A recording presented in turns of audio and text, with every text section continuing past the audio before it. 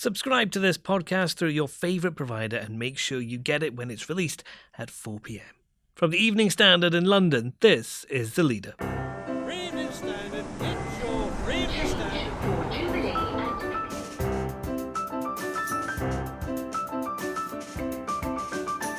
Hi, I'm David Marsland. Lynn Barber's interviewed Jeremy Corbyn for the ES magazine. What did she make of the man who would be PM? I didn't think he expected to be moving into number 10 next month, as it were. And he said that his wife was worried about whether the cat would be happy. We spent the morning with the legendary interviewer, and you can read her piece on Mr Corbyn in ES magazine or on standard.co.uk. Also, the Prince of Wales has a vigour, an energy to protect the monarchy going forward, and will do what he has to do to make sure that that is the case. Our royal editor Robert Jobson on Prince Andrew's withdrawal from public duties as we reveal Charles advised the Queen she had to sack her second son.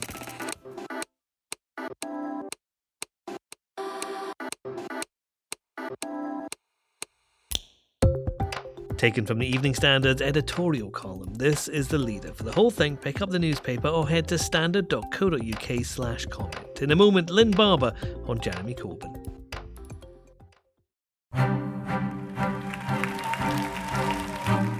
Labour launched their Manifesto for Hope with promises of big spending and ideas they say are so revolutionary, Jeremy Corbyn thinks his opponents will tell you it can't be done. Over the next 3 weeks, they're going to tell you that everything in this manifesto is impossible, that it's too much for you, because they do not want real change in this country. Why would they? The system is working just fine for them.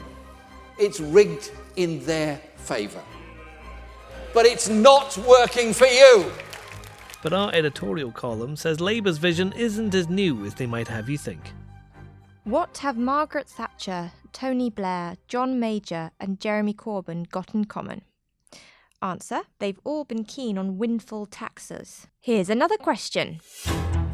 Who first contemplated seizing control of BT's broadband assets? Answer: David Cameron. Other quickfire questions. Who jacked up capital gains tax to 40%? Nigel Lawson. When was the last time the top rate of income tax was 50%? Just 6 years ago. It's a reminder that the actual proposals unveiled by Labour today are not as outlandish as the Tories claim, nor as radical as the Corbynistas would have us believe. That's not to say that the economy would be safe in Labour's hands. Far from it. Dig a little deeper into the worldview of these neo-Marxists, and it's clear that by the end of a Labour government, we could see the Bank of England stripped of its independence, capital controls introduced, a wealth tax, and a swathe of the economy renationalised. The hard-left leadership of Labour is trying to reassure voters that its bite is not as bad as its bark. Read our exclusive interview with Mr Corbyn in today's ES magazine, and he wants you to know he sits at home, making coddled eggs and listening to Classic FM. Don't be fooled. He's cooking up a far more dangerous meal for Britain. That interview was conducted by Lynn Barber, and I popped round her house this morning to find out what she thought of Jeremy Corbyn. Lynn, one of the things that struck me about this interview is a line from you, not from Jeremy Corbyn himself, and it's where you say that you believe he doesn't seem to want or expect to be Prime Minister. Why did you think that? I didn't actually say not expect ever, but I said I didn't expect him to be... I didn't think he expected to be moving into number 10 next month, as it were. And he said that his wife was worried about whether the cat would be happy. And I said, well, I bet Boris didn't bloody worry about whether the cat would be happy, you know, and that if you're sort of really raring to go for something, I don't think you worry. I have a cat that I'm very fond of, you know, but I think I can see it right there, actually. Yes, absolutely. Hello. And perhaps part of the trouble with him is that he's so good in his constituency and such a good constituency MP. I'm not sure that he can make that big leap to being leader of the country. But anyway, we'll see. But he does seem to suggest that his wife, although worried about the cat, is very interested in moving to Downing Street. Yes, well, perhaps you'll have a cleaner there, because one of the shocking things, he said that they don't have a cleaner. They have people that help. That's slightly ambiguous. That's interesting, isn't it? Because as you point out, he said that he previously said having a cleaner is a bourgeois thing to do. But there's that kind of wriggle room in there, isn't there? Yes, absolutely. I mean, with Boris, you always felt he was sort of counting the days till he could move into number 10. You've interviewed Boris before, as you say in the article. What were the striking differences between the two of them? Actually, I interviewed Boris twice, and the first time was when he was still editor of The Spectator or something, and I was totally charmed by him, and I'm quite embarrassed to read my piece now about how charmed I was. And then I interviewed him later when he was Mayor of London, when I know there'd been various things like the Petronella Wyatt affair and one thing and another, and I thought, oh, don't sort of totally believe every word he says this time. This thing of relying on charm is not enough, as a Prime Minister. But doesn't Jeremy Corbyn have a kind of charm himself? Yes, he does, actually. Actually, I wouldn't quite say charm, but I mean, he's very likeable. He seems very decent.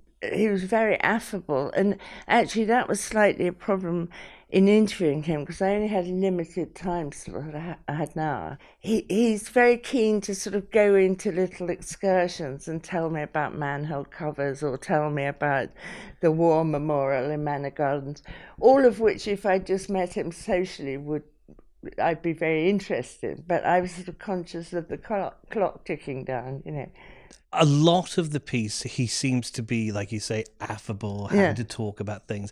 And then it's almost like there's a switch that's flicked when you bring up anti-Semitism. Yes, and I was shocked that he seemed to think, I said, well, now we've got to tackle the big black mark against you, anti-Semitism.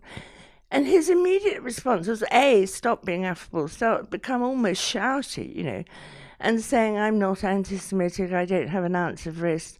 And you seem to think that just by keep saying that, if I say it 3 times it's true, that it made it true. And so I asked about the mural, that terrible Nazi mural of hook-nosed bankers. That was really shocking. And the fact that the Jewish Chronicle has said that half of Britain's Jews would contemplate emigrating if Corbyn came to power. I mean, that's a terrible indictment. If Margaret Hodge says the party is anti-Semitic, that's good enough for me, because she is Labour, to her fingertips, and she's Jewish, and if she feels it, then it is, And he just seemed terribly dismissive, as if it wasn't important. But I mean, it's incredibly important, I think. Do you think dismissive or in denial? Well, yes, actually. Well, I think if he thinks that if he, and possibly because we've been getting on so friendlily before, he just thought if he put on a cross face and said, I am not anti-Semitic, I'd shut up, but I won't. And also, I slightly suspect his origins were as a union negotiator, and he slightly has that feeling of, you go to the rule book and you take all these proper procedures and you have an inquiry and you have a committee and you have another committee. And I think if you're a Prime Minister, you've got to be a bit more decisive than that. After the interview, whenever I do an interview with anybody, I always think, I didn't ask that question, or I wish I'd learned more about that. Were there any areas you thought maybe there was more there? Oh, almost everything, actually, and I would have liked to ask more about his childhood, and apparently his parents were quite political and they talked politics at home. I did ask quite a good question about how he managed to fail his A-levels so spectacularly.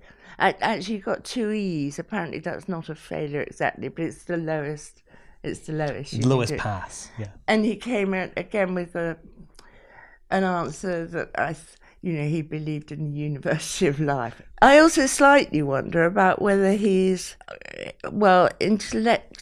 intellectually up to the job, or whether he can sort of cope with the enormous input of information. That if he becomes Prime Minister, he's got to sort of somehow step up in character, become a bigger sort of person, possibly a brusquer sort of person, a more decisive and leader-like person. And at the moment he seems to be happy to retreat into this sort of Labour. I know Labour Party is supposed to be, whatever it is, cooperative or something, but actually a leader has to just say yes or no, don't they?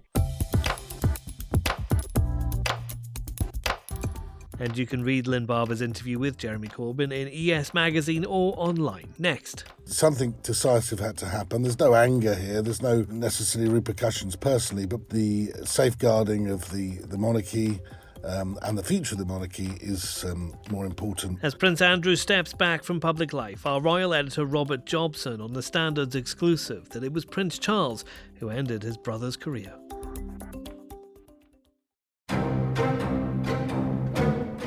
The Evening Standards learned that Prince of Wales advised the Queen she had to effectively sack Prince Andrew to safeguard the monarchy. The Duke of York's announced he's stepping down from public duties for the foreseeable future after the damage caused by his friendship with Jeffrey Epstein. Our editorial column says the right decision has been made. At last, Prince Andrew now says his friendship with the convicted child sex offender Jeffrey Epstein was ill-judged. It's a move towards undoing the harm caused by his Newsnight interview, but even this may not prevent prosecutors in the US from requiring him to give evidence. For the women abused by Epstein, this is at least a step forward.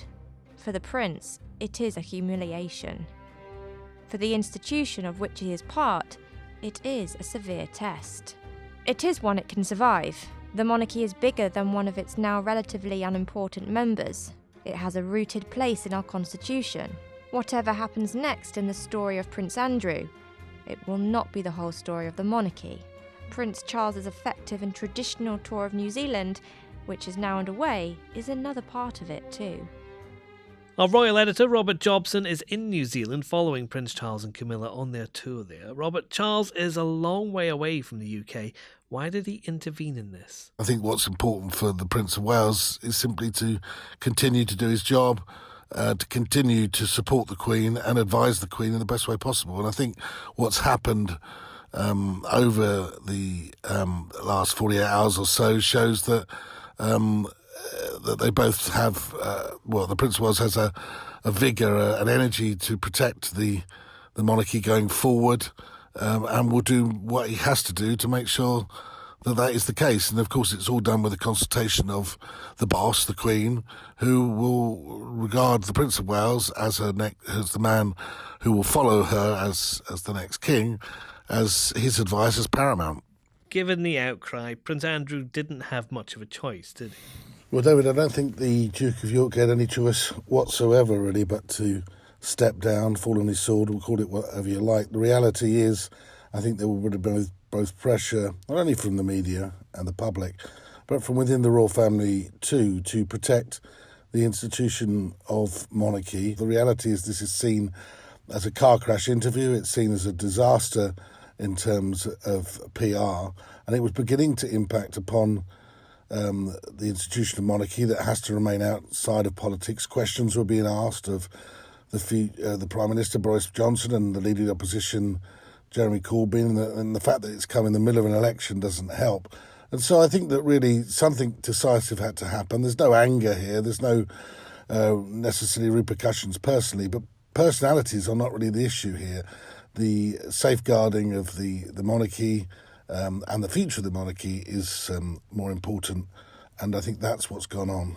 Are the royal family blaming him or the PR team for what's happened? Look, it's easy, isn't it, to blame other people for the principal's mistakes. I mean, people are talking about bad advice, bad PR, and I think, in my opinion, unfairly attacking aides close to the Duke. Ultimately, the Duke will make the decision based upon what he thinks is best for him. And my understanding was when he initially did the interview that he was quite pleased with the way it went. He was quite pleased that he could have got what he thought was his point of view across, that he was able to at least put some of his side of the story. And I think he thought it went okay, and was quite shocked at the vitriol and the attacks of him. Sometimes it's difficult when, you don't really look from the outside in, do you? He would have probably thought that he had answered the questions honestly and fairly, but as it came across, a lot of people didn't. He's not an expert on TV. He's not somebody that has given that many interviews. And therefore, I think the impression that he would have had, or the impression that people around him would have had, is completely different to the way it appeared on television. And that's The Leader. Subscribe to make sure you don't miss an episode and get it when it's released at 4 p.m. And you can also get our audio bulletins delivered to smart speakers at 7 a.m. every weekday. Just ask for the news from the Evening Standard. We're back tomorrow.